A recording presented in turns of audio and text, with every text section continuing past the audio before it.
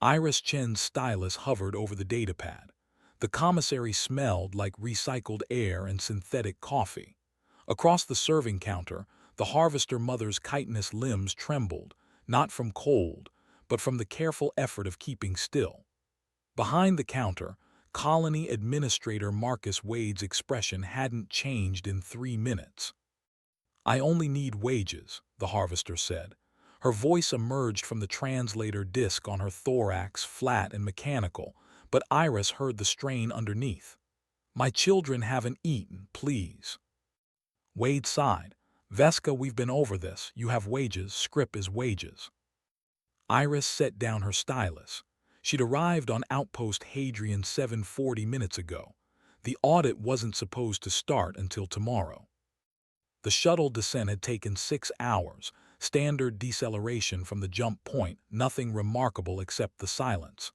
Iris had reviewed the briefing materials twice during the approach. Routine compliance audit, minor contract dispute with auxiliary workforce, expected duration 4 days.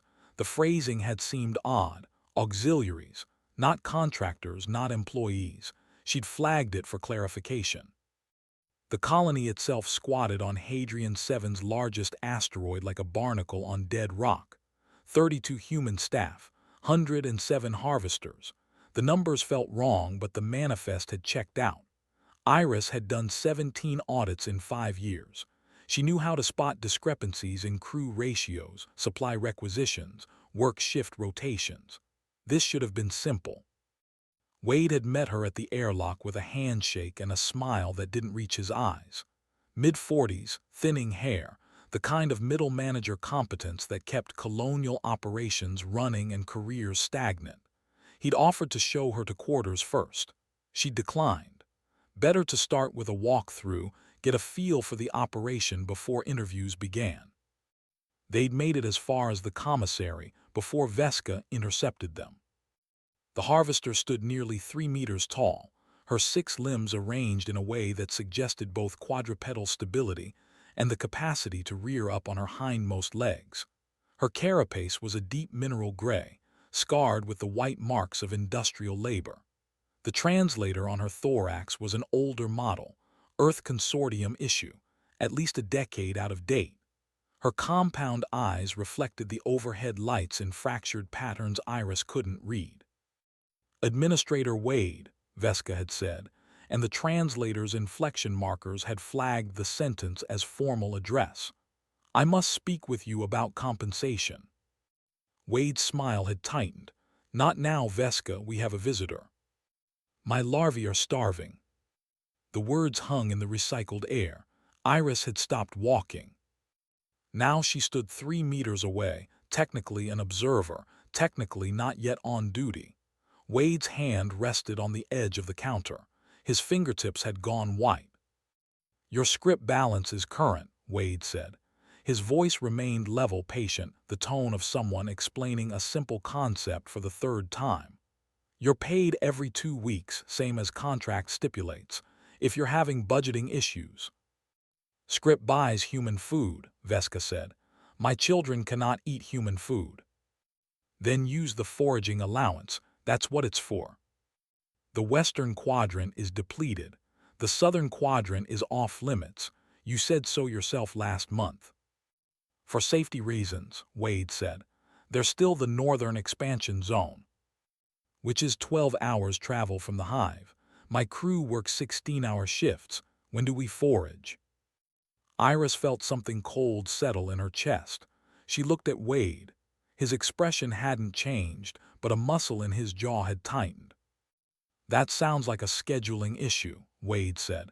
"Take it up with your crew coordinator." "I am the crew coordinator." "Then you should be able to solve it." Veska's limbs shifted. The movement was small, subtle, but Iris had been trained to read body language across species barriers. It was the kind of motion that preceded either violence or collapse.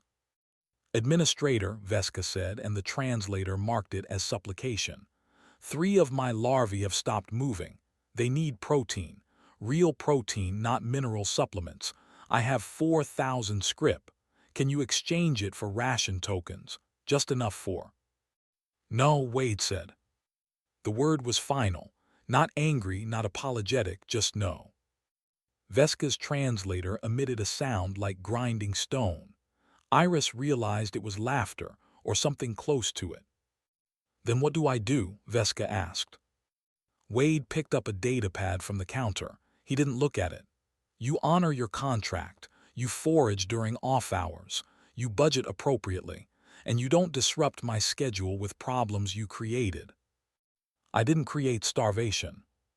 You accepted the contract terms. Because you said there would be food. There is food in the designated forage zones, which are empty. Wade set down the data pad. When he spoke again, his voice had dropped to something quieter, more dangerous. Veska, I've been patient with you. I've extended every courtesy. But if you can't fulfill your contract obligations, I'll have to start discussing breach of contract penalties. Do you understand what that means? Veska went very still. It means you and your crew get sent back to the settlement ships, Wade continued. No references, no completion bonuses, no rehire eligibility. It means you explain to the conclave why you couldn't handle a simple excavation contract. Do you want that? For 5 seconds, neither of them moved. Then Veska lowered herself onto all 6 limbs, a postural shift that made her smaller, less threatening. The translator disc rose and fell with her breathing. No, administrator, she said. Good, then we're done here. Veska turned and walked toward the commissary exit. Her gait was uneven, favoring her left side. Halfway to the door, she paused and looked back, not at Wade but at Iris.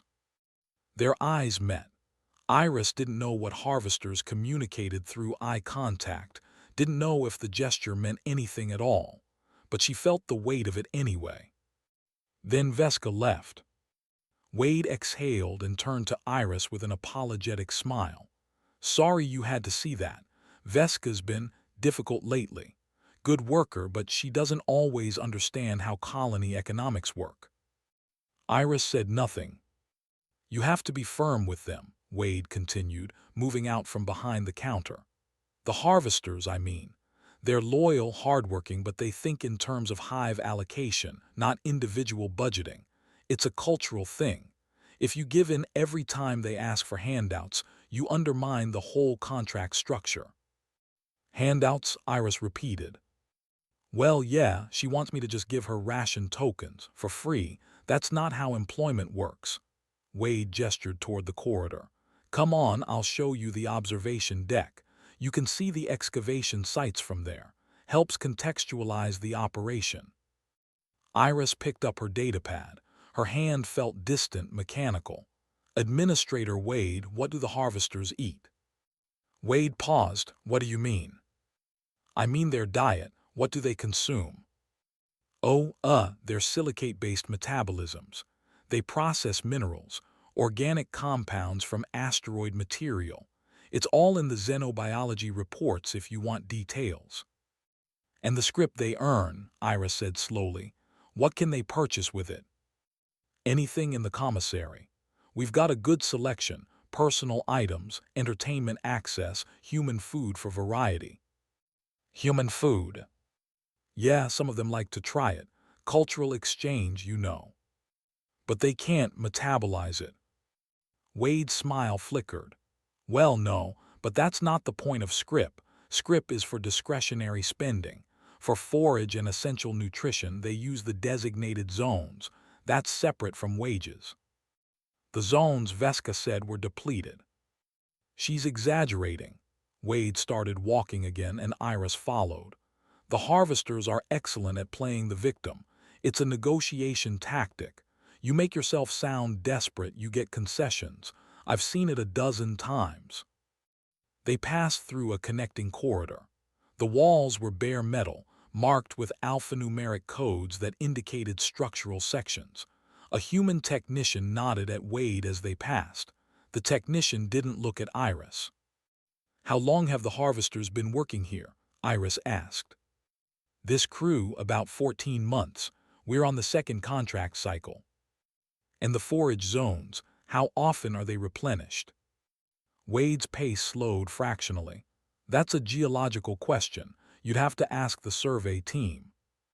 Do you have a survey team? We submit requests to the regional office.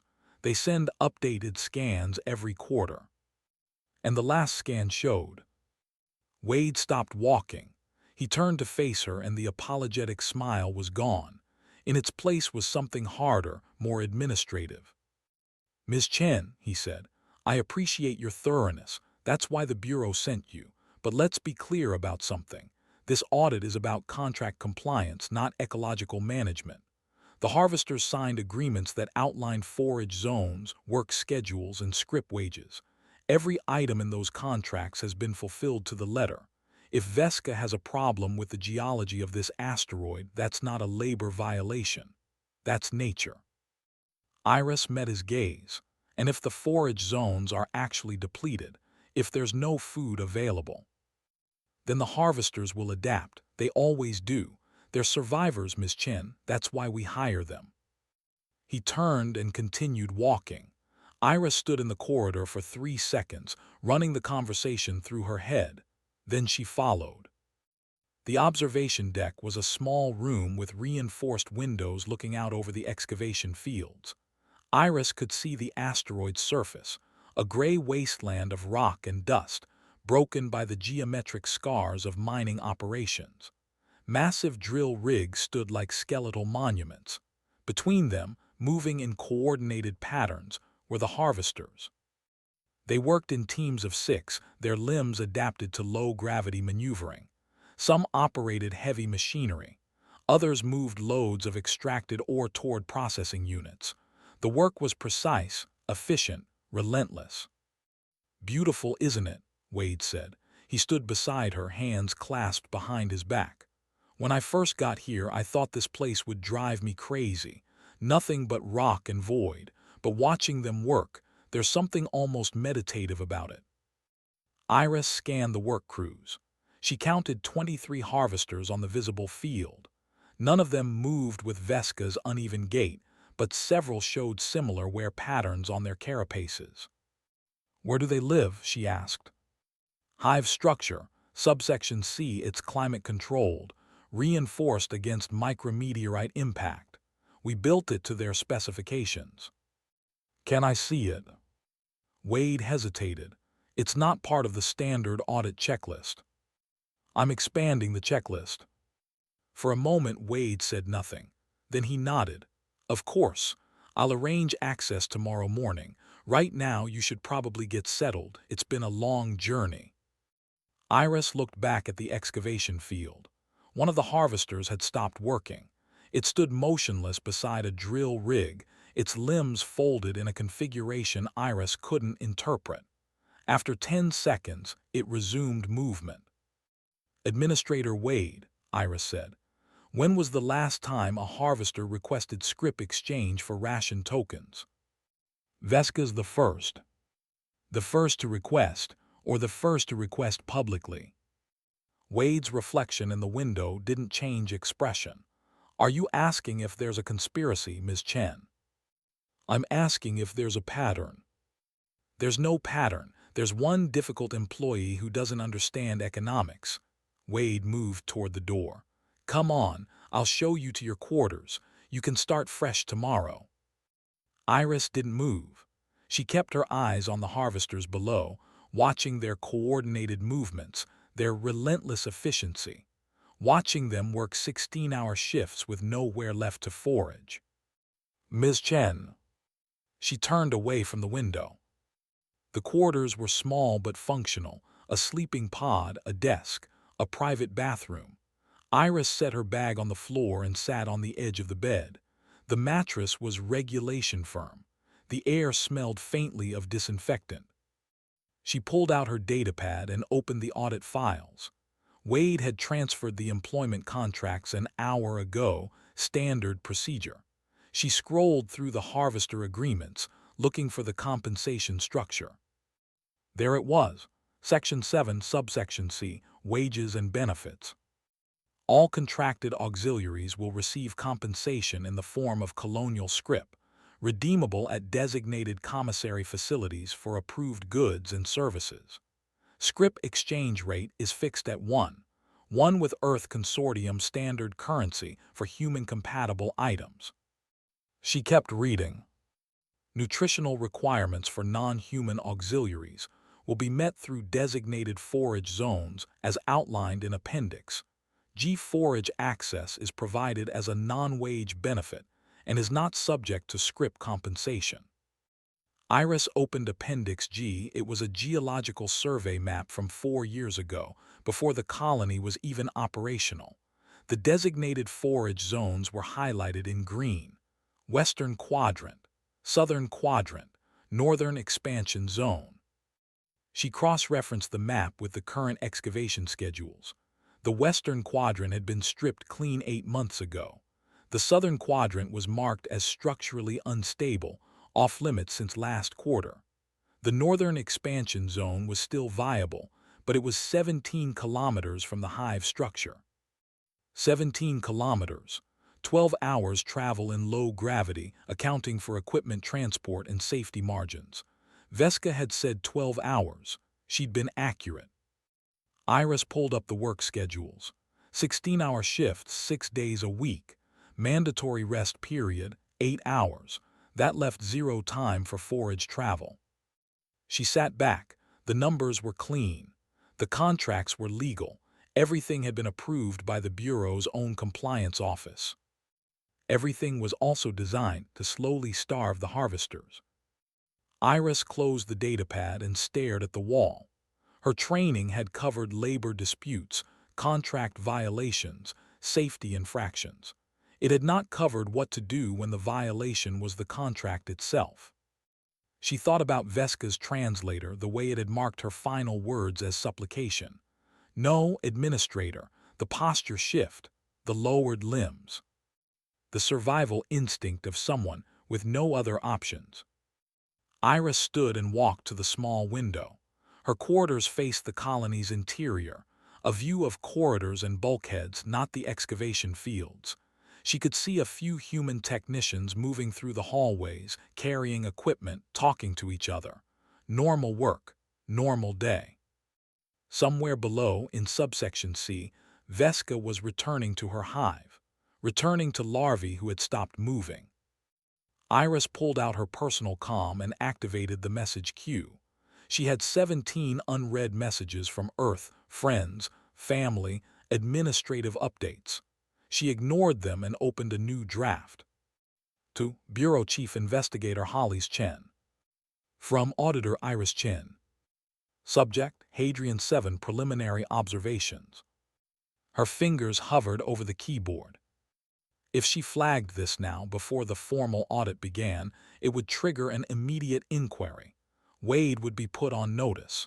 The contracts would be frozen pending review. The harvesters might get relief. Or Wade would close ranks, sanitize the records, and make sure Iris's report looked like overreach. Colonial administrators had a lot of leeway. Auditors had protocol. She deleted the draft. Tomorrow she would tour the hive. She would interview Vesca properly, document everything, follow procedure. She would build a case that couldn't be dismissed. She would do her job. Iris set the comm aside and lay down on the bed. The ceiling was unmarked white composite. She stared at it for 20 minutes before sleep finally came. Morning arrived with a chime from the wall panel. Iris woke disoriented, then remembered where she was. The air in the quarters tasted stale. She checked the time. 06:00 Colony Standard. She showered, dressed, and went to the commissary for breakfast. 3 human technicians sat at separate tables, eating in silence. None of them acknowledged her. She took a tray of synthesized eggs and coffee and sat near the window. Through the glass she could see the airlock bay. A group of harvesters was suiting up for the shift, thick environmental wraps that protected against vacuum exposure, tool harnesses that distributed weight across their carapaces. They moved with practiced efficiency, checking each other's seals, testing comm systems. One of them was smaller than the others.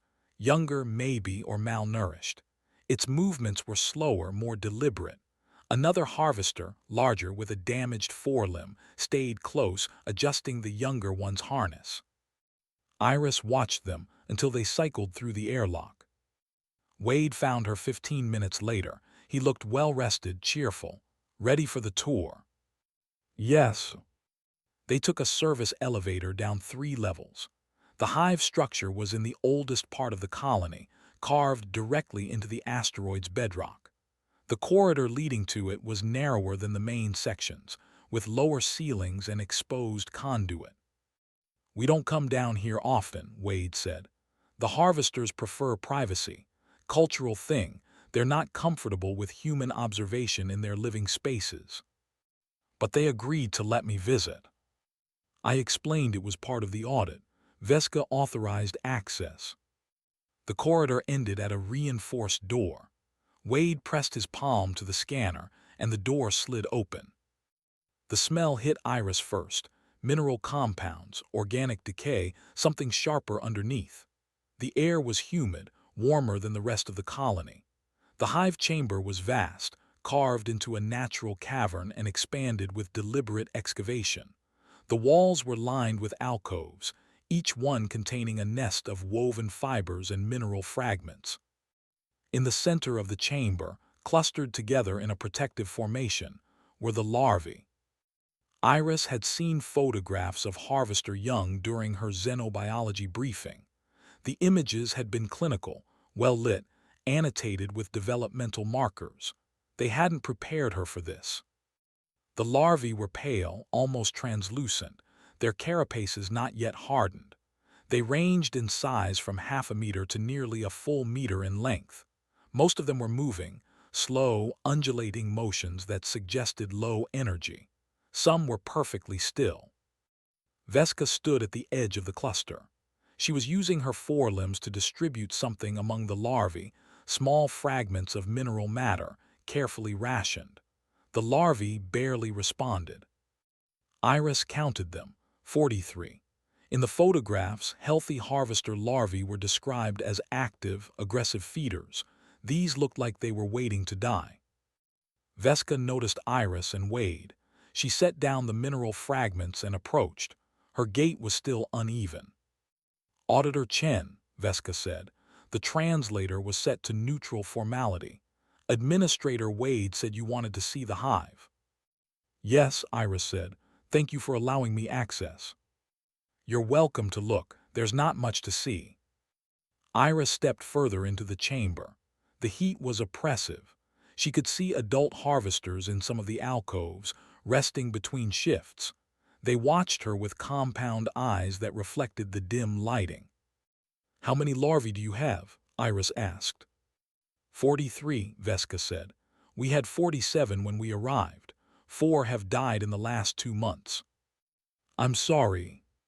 Veska's limbs shifted. "Are you?" The question wasn't hostile, just direct. Iris looked at the larvae. One of them was attempting to move toward the mineral fragments Veska had distributed. It made it halfway before stopping, exhausted. "Yes," Iris said quietly. Wade cleared his throat. "Veska, I've explained to Auditor Chen that the forage zones are still accessible. If you need additional nutrition, you should be coordinating with your crew too." "I showed you the travel time calculations," Veska said. "You approved the work schedules yourself." "That's a resource management issue. If you need to adjust shift rotations to allow forage time, submit a formal request." "I submitted 3 requests. You denied all of them. You said excavation quotas take priority." Wade's expression tightened. "Because they do, that's the contract." "The contract said there would be food." "There is food. You're just not managing your time efficiently." Veska turned to Iris. "Auditor Chen, do you see the larvae behind me?" Iris nodded. "Do they look healthy to you?" Iris didn't answer immediately. She thought about protocol, about documentation requirements, about the careful language of official reports. Then she looked at the still forms in the cluster. "No," she said. Veska's translator emitted a sound like wind through stone. "Thank you for your honesty." Wade stepped forward. "Ms. Chen, I think we've seen enough. This isn't really relevant to—" "It's directly relevant," Iris said. She kept her voice level. "The contract stipulates adequate nutrition. If the forage zones are inaccessible due to work schedules and geological depletion, that's a contract violation." "The zones aren't inaccessible. They're inconvenient. There's a difference." "Is there?" Iris pulled out her datapad. "Administrator Wade, when was the last geological survey of the designated forage zones?" Wade's jaw tightened. "That information would be in the regional files." "Which you have access to." "I'd have to request them." "Then request them. I'll need them for the audit report." For 3 seconds, Wade stared at her. Then he smiled, the same administrative smile from yesterday, carefully controlled. "Of course, I'll submit the request today." He turned to Veska. "We're done here. Auditor Chen has what she needs." Iris didn't move. She looked at Veska, at the larvae behind her, at the adult harvesters watching from their alcoves. "Veska," Iris said, "I'd like to conduct a formal interview, separate from Administrator Wade. Would that be acceptable?" Veska's limbs went very still. "Yes." "Good, I'll arrange it for this afternoon." Wade's smile didn't falter, but something shifted in his eyes. "Ms. Chen, all interviews should include administrative presence. It's protocol." "Bureau protocol allows private interviews when investigating potential violations. This qualifies." "There are no violations." "Then you have nothing to worry about." They looked at each other. The humidity in the hive chamber pressed down like a weight. "Fine," Wade said, "but I'll need a copy of the interview transcript." "You'll receive it with the final report." Wade nodded once sharply and turned toward the exit. Iris followed but paused at the door. She looked back at Veska. The harvester mother stood among her dying children, surrounded by empty nests and exhausted workers. She didn't move. She didn't speak, but her compound eyes tracked Iris until the door slid shut. Iris spent the next 3 hours in her quarters, reviewing every document she could access. Employment contracts, supply manifests, shift schedules, geological surveys. The data formed a pattern so clear it was almost elegant. The harvesters had been hired because they were efficient, expendable, and had no legal standing under Earth Consortium labor law. They were classified as auxiliaries, a designation that granted them contract rights but not employee protections. They could be paid in scrip because scrip was technically currency. They could be denied ration tokens because tokens were classified as human nutritional support. The forage zones had been designated based on a 4-year-old survey before the colony had begun operations. No one had updated the data. No one had checked whether the zones were still viable. The contract only required that zones be designated, not that they be productive. Everything was legal. Everything was documented. Everything was designed to work exactly the way it was working. Iris opened a new file and began drafting the violation report. Her hands shook slightly as she typed.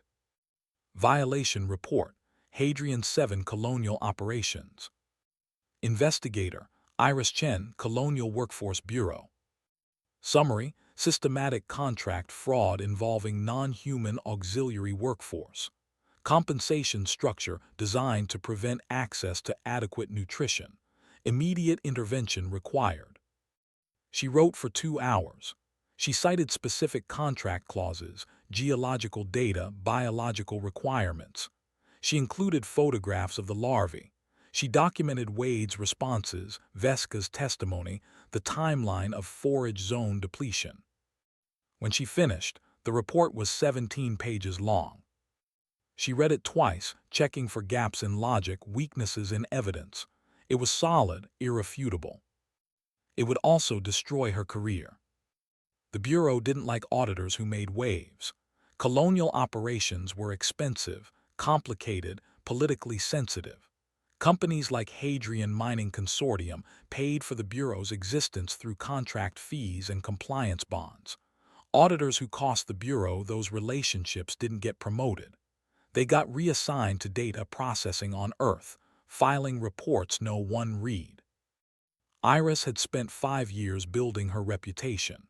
She'd conducted 17 audits, filed 12 minor violation reports, maintained a perfect record of professional conduct. She was on track for senior investigator by year's end.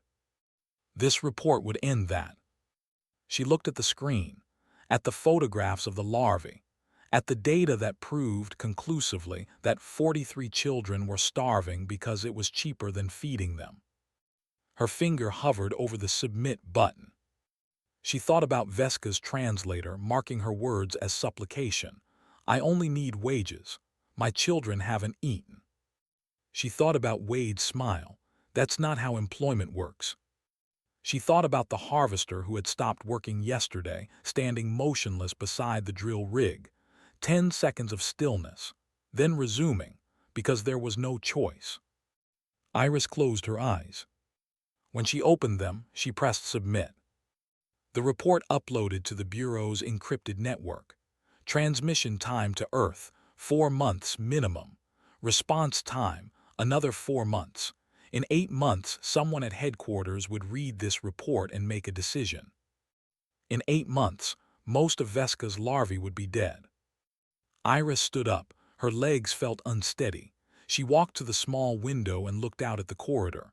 A human technician passed by carrying a toolbox. Normal work, normal day. Somewhere in the hive, Veska was rationing the last of the mineral fragments.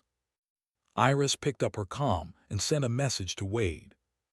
I need to interview Veska this afternoon. Private conference room, 1400. The response came 3 minutes later. Room 7B is available. I'll inform Veska. Iris set down the comm. She had 3 hours until the interview, 3 hours to figure out what came next. The report was filed. There was no taking it back. Now she had to decide what she was willing to do while waiting for Earth to respond. Room 7B was a small meeting space with a table, 4 chairs, and soundproofed walls. Iris arrived 10 minutes early and set up her recording equipment. She placed 2 cups of water on the table, one for herself, one for Veska, though she wasn't sure if harvesters drank water the way humans did. Veska arrived exactly on time. She had to duck slightly to fit through the doorway. Without the environmental suit, her carapace showed more damage, stress fractures along the seams, worn patches where the chitin had abraded down to softer underlayers. Thank you for coming, Iris said. Veska settled onto the floor, her limbs folding into a resting configuration. You said this was private. It is. Nothing we discuss leaves this room unless you authorize it. And if I don't authorize it, then it stays off the record. Veska's compound eyes tilted slightly. Why would you offer that? Because I want the truth, not the version you think I need to hear. For several seconds, Veska didn't respond. Then her translator activated. The truth is my children are dying, Veska said. The truth is I brought them here because the conclave said this was a good contract. Steady work, fair wages, safe conditions. The truth is I believed them. Iris activated the recorder. Tell me about the contract negotiations. What were you told about nutrition? We were told the asteroid had rich mineral deposits, silicates, organic compounds, everything we need. The survey data showed abundant forage zones. We were told we'd work standard shifts and have time to gather food between rotations. And when you arrived, the western quadrant was already half depleted. The southern quadrant was unstable.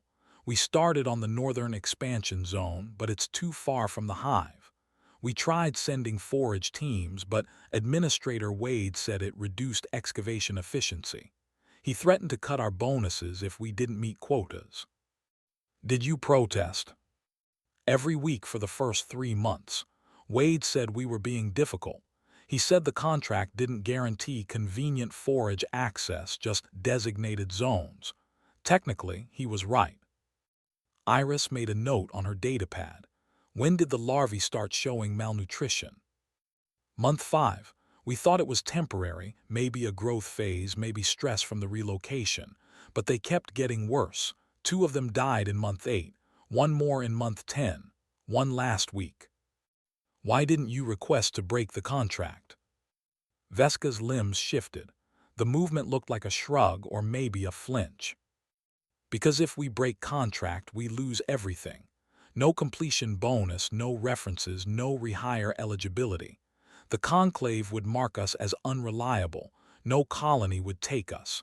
We'd go back to the settlement ships and wait. Maybe for years, maybe forever. So you stay. So we stay. Iris looked down at her notes. The recorder hummed softly on the table between them. Veska, I've filed a violation report with the Bureau. It documents the nutritional inadequacy, the contract fraud, everything. But the response time is 8 months minimum. I don't think the larvae can wait that long. Veska went very still. What are you saying? I'm saying I need to know what options you have. Can the larvae survive on mineral supplements alone? Can you relocate them to a better forage zone? Can you? No, Veska's translator cut her off. The larvae need protein, real protein, organic compounds we can't synthesize. Without it, they'll die. Maybe not all of them. The strongest might survive, but most won't. How long? Days, maybe a week for the strongest. Iris felt something cold settle in her chest. She'd known it was bad, but hearing the timeline made it real. What if Wade authorized ration token exchanges? Iris asked. Could you buy protein from somewhere else? There is nowhere else. The nearest colony is 6 months away. The commissary only stocks human food. What about emergency supplies, medical provisions? They're locked. Wade controls access. Iris stood up and walked to the window. The view showed another section of corridor, metal walls, flickering lights, the endless gray of colony infrastructure. If I could get you access to those supplies, Iris said slowly, would it help? Veska's translator was silent for several seconds. Yes, she finally said, but you'd be breaking colony regulations. Wade would report you. I know. You'd lose your position. I know. Then why would you do it? Iris turned to face Veska. The harvester mother sat perfectly still, her compound eyes reflecting the room's lights in fractured patterns. Because 43 children are starving, Iris said, and I can't wait 8 months for permission to care. Veska's limbs trembled. The movement was small, almost invisible, but Iris saw it. The emergency supplies are in storage bay 4, Veska said. Subsection A, level 2. Wade checks the access logs every morning. Then we go tonight. If he catches you. He won't. Veska stood, unfolding her limbs with careful precision. Auditor Chen, if you do this, there's no going back. Wade will make sure you never work in colonial operations again. I know, Iris said. I've already made my choice. They looked at each other across the small room. Outside in the corridors, normal work continued. Humans moved equipment, checked systems, fulfilled their contracts. Everything was legal. Everything was documented. Everything was built on the assumption that some lives were worth less than others. Thank you, Veska said. Iris nodded. I'll meet you at storage bay 4, 0200 colony time. Bring containers for transport. Veska moved toward the door, then paused. Auditor Chen, why did you come here? It was assigned. No, I mean, why did you become an auditor? Iris thought about her training, about the oath she'd taken, about the idea that systems could be fair if someone just checked the numbers carefully enough. I thought I could fix things, she said. Veska's translator emitted that sound again, like wind through stone, like laughter. Maybe you can, Veska said. Then she left. Iris stood alone in the empty conference room. The recorder was still running. She reached over and shut it off. Outside, through the window, she could see Wade walking past. He was talking to someone on his comm, gesturing with his free hand. He looked relaxed, confident. He had no idea what was about to happen. Iris picked up her datapad and opened the colony schematics. Storage Bay 4 was on the opposite side of the facility from the hive structure. She'd need to disable the security cameras along the route, bypass the biometric locks, and move the supplies without triggering weight sensors. It was stupid, reckless, career-ending. She started planning anyway. At 01:45, Iris left her quarters and made her way through the darkened corridors. Colony night cycle meant reduced lighting and minimal staff. She checked the duty roster, 2 humans on overnight maintenance, both assigned to the eastern sections. Storage Bay 4 was in the west. She carried a standard maintenance toolkit and wore technician coveralls she'd borrowed from the laundry. If anyone saw her, she'd claim she was inspecting environmental systems. It wouldn't hold up under scrutiny, but it might buy her a few minutes. The security cameras were the first problem. The colony used a rotating patrol algorithm.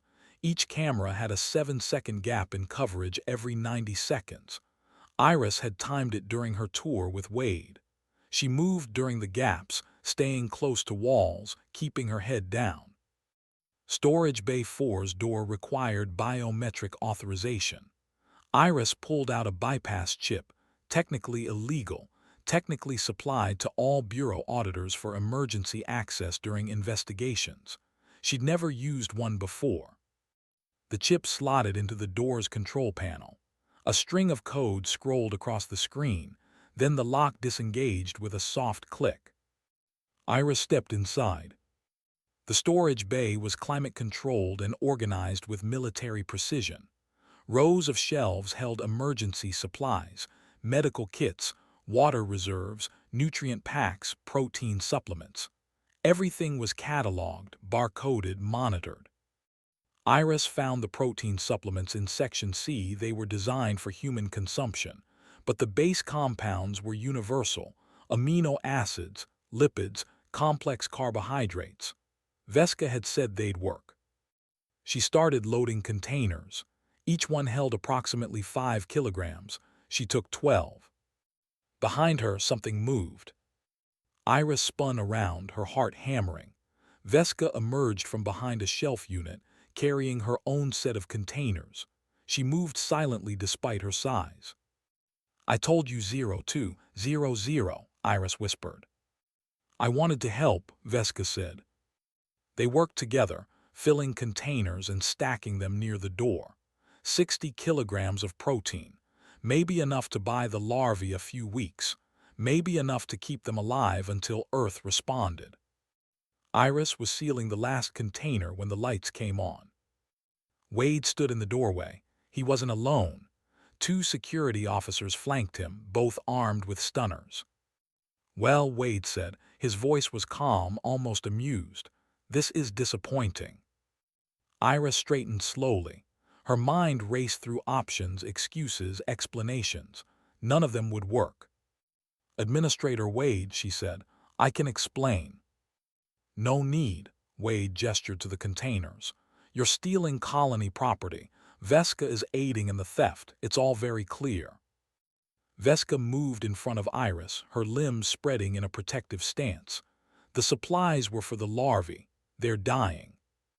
"The larvae are your responsibility," Wade said, "not colony resources." The contract guaranteed adequate nutrition. The contract guaranteed designated forage zones, which you have. Wade looked at Iris. "Ms. Chen, I'm genuinely surprised. I thought bureau auditors had more integrity than this." "Integrity," Iris repeated. The word tasted bitter. "You're starving children and calling it economics. Don't talk to me about integrity." Wade's expression didn't change. "I'm enforcing a legal contract. You're committing theft. One of us is upholding the law, Ms. Chen. It's not you. He nodded to the security officers. Take them both to holding. I'll contact the bureau in the morning. The officers moved forward. Iris didn't resist. Veska's limbs trembled, but she lowered them.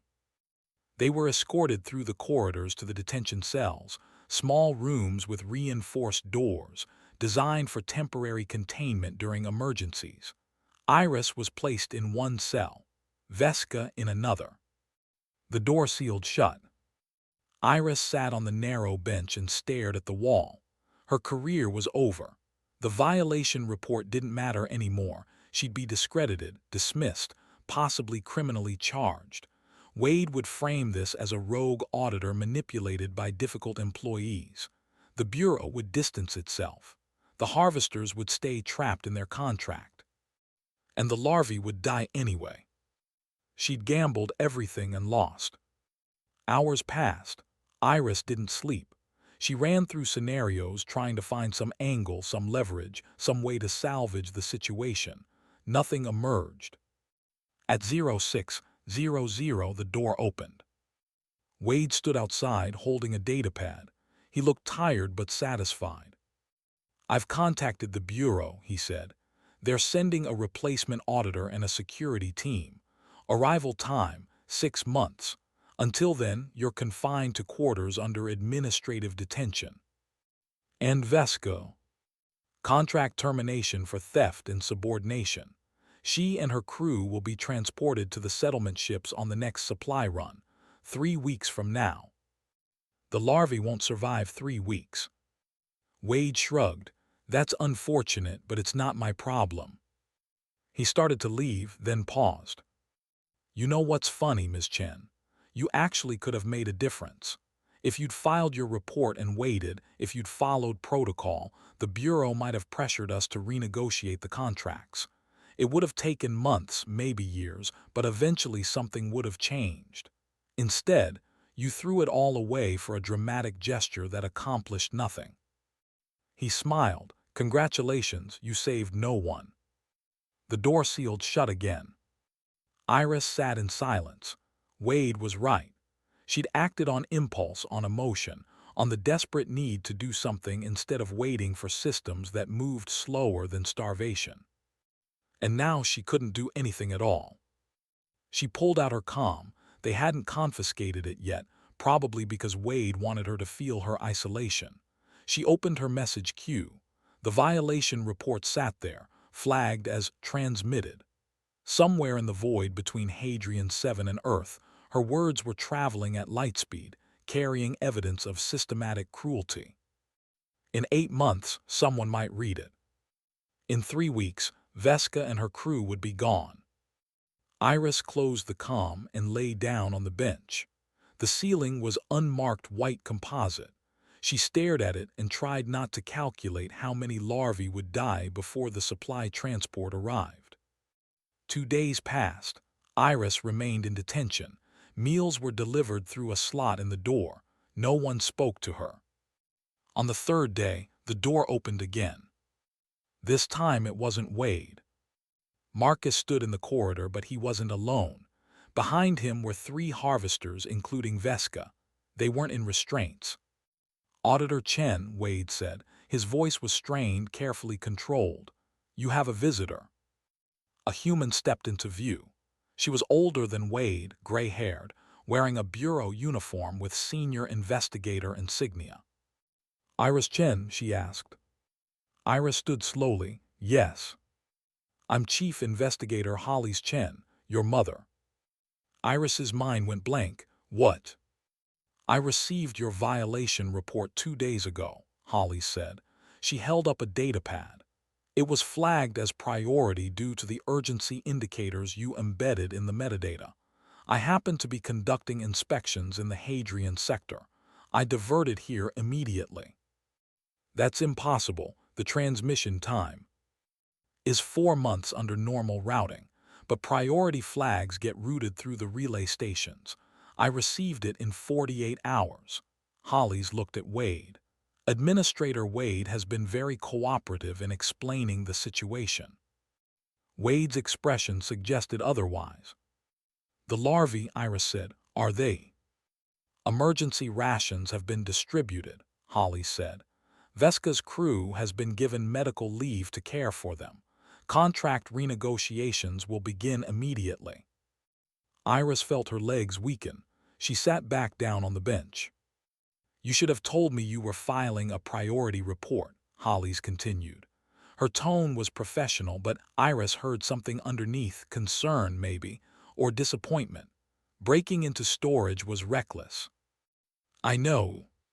You could have been charged criminally. I know. You would have been dismissed from the bureau. I know.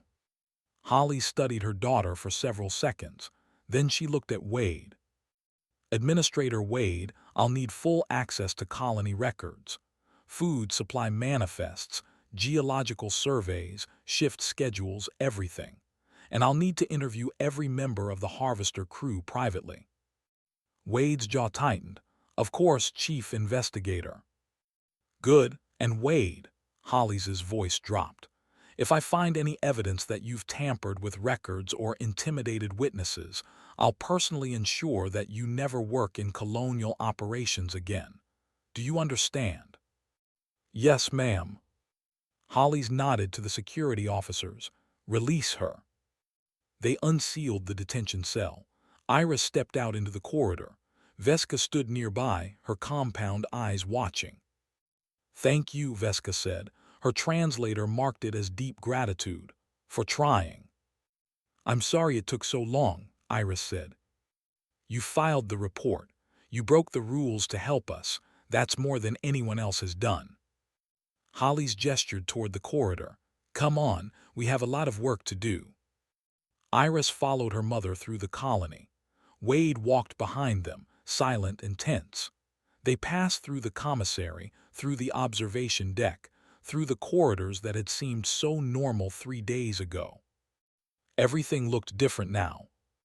They stopped at Holly's temporary office, a commandeered meeting room filled with datapads and file displays. Sit, Holly said. Iris sat. Holly's remained standing. Your report was thorough, almost too thorough for a preliminary audit. How long have you been documenting this? 3 days. 3 days, Holly shook her head. Most auditors take weeks to build a case this detailed. You must have worked non-stop. The larvae were dying. I know, I've seen them. Holly's pulled up an image on her datapad, one of the larvae emaciated and still. This one died yesterday morning, before I arrived. Iris looked away. But 12 survived because of the rations you tried to distribute, Holly's continued. Veska told me, if you'd waited, if you'd followed protocol, they would have died too. Wade said I saved no one. Wade is an idiot. Holly set down the datapad. You saved 12 children, Iris, and you documented a contract fraud scheme that's probably been operating across multiple colonies. The Bureau is launching a sector-wide investigation. Will it help? Eventually, maybe. Systems move slowly. Too slowly. Usually, Holly's finally sat down across from her daughter. But sometimes, someone moves faster. Sometimes someone looks at the numbers and sees people instead. Sometimes someone decides that protocol matters less than lives. They sat in silence for several seconds. I'm proud of you, Holly said quietly, and also furious that you didn't call me first. I didn't think you'd come. I'm your mother, and I'm a bureau investigator. Of course I'd come. Holly's pulled up another file. Now let's talk about what happens next. Wade is finished here. I'm recommending immediate removal and criminal investigation. The Harvester contracts will be renegotiated under direct bureau oversight. And you? She paused. I'm assigning you to the sector-wide investigation, senior auditor position. You'll work directly under me. Iris blinked. What? You've earned it. The Bureau needs people who actually care about doing the job right, not just checking boxes. But I broke protocol. I stole supplies. You filed a priority violation report and took emergency action to prevent loss of life while waiting for response. That's technically within auditor discretion guidelines. Holly smiled slightly. I'll make sure the paperwork reflects that interpretation. That's not what happened. It's close enough, and it's what the record will show. Iris thought about Wade's words. You saved no one. She thought about the larvae that had died, the ones who'd survived, the contracts that would be renegotiated, the investigations that would follow. Maybe she hadn't saved everyone. Maybe the system would still move too slowly. Maybe more children would die before the reforms took hold. But 12 had survived. 12 who would have been lost if she'd waited for permission to care. Okay, Iris said, I'll take the assignment. Holly's nodded. Good, we start tomorrow. Tonight get some rest, you look terrible. Iris stood to leave, then paused. Mom. Yes. Thank you for coming. Holly's expression softened. Always, Iris, always. 3 weeks later, Iris stood in the hive chamber watching the larvae feed. They were still thin, still fragile, but they were moving. Actually moving. Fighting over the protein supplements with the kind of aggressive energy that Veska said was normal for healthy young. Veska stood beside her, distributing rations with careful precision. The portions were larger now, adequate, real. They're getting stronger, Veska said. How many will make it? Most of them, maybe 35, maybe 40. The weakest are still struggling, but they have a chance now. Iris watched a particularly small larva wrestle a nutrient pack away from a larger sibling. It reminded her of something human children might do, scrappy, determined, refusing to give up. What happens after the contracts are renegotiated? Iris asked. We finish this job, get our completion bonuses, then we decide if we want to keep doing this. Would you? Veska's limbs shifted in what Iris had learned to recognize as contemplation. I don't know, maybe, if the contracts are fair, if the colonies treat us like workers instead of equipment. They should have from the beginning. Yes, but should doesn't feed larvae. They stood together in the humid warmth of the hive. Around them, adult harvesters moved between alcoves, tending to their young, preparing for the next shift. Everything looked almost normal. But Iris could still see the empty alcoves, the ones that would stay empty. 4 larvae had died before she'd arrived. 1 more before Holly's came. 5 children who'd starved because someone had written a contract designed to look legal while guaranteeing suffering. She couldn't bring them back. Couldn't undo the months of malnutrition, the desperation, the begging that had been ignored. But the ones who remained had a future now, imperfect, fragile, real. Auditor Chen, Veska said, will you come back after the investigation? I don't know, maybe, if there's work to do. There's always work. Someone has to check the contracts, make sure the numbers actually mean what they say. Iris smiled slightly. Yeah, someone does. She left the hive and made her way back to her quarters. They were different now, not detention, just temporary housing. Holly's had taken over Wade's office. Wade himself was gone, transported back to Earth for disciplinary proceedings. Iris's comm chimed, a message from her mother. New contract violations flagged in Sector 7. Same pattern as Hadrian. Can you be ready to move in 3 days? Iris looked at the message for several seconds. Then she typed a response. Yes. 3 days. Another colony. Another audit. More numbers that needed to be checked. More contracts that needed to be read carefully. More people, human and otherwise, who deserved someone to actually look. It wouldn't be enough. Systems moved slowly. Reforms took years. Some colonies would slip through, some workers would suffer, some children would die before anyone noticed. But Iris would notice. She'd look at the numbers and see people. She'd file the reports and fight the fights and break the rules when breaking them meant saving lives. She'd do her job. The real one. Not the job described in the Bureau handbook or the colonial regulations, or the carefully worded contracts. The job of remembering that behind every number was someone who needed wages to feed their children. Iris closed the comm and started packing.